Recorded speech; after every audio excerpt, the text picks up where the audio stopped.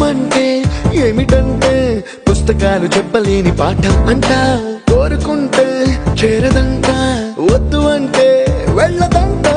నేస్తమంటే ఏమిటంటే కన్నవాళ్ళు ఇవ్వలేని ఆస్తేనంట. ఇస్తూ నీకై ప్రాణం పంచిస్తూ తన అభిమానం, నీలో ప్రతి ఒంటరి తరుణం చెరిపేస్తూ ఎన్నో వేల కథలు. అరే ఇంకో కథ మొదలు. छोटी छोटी छोटी छोटी छोटी छोटी बातें, छोटी छोटी बातें बातें, मीठी मीठी मीठी मीठी मीठी मीठी यादें, मीठी मीठी यादें यादें.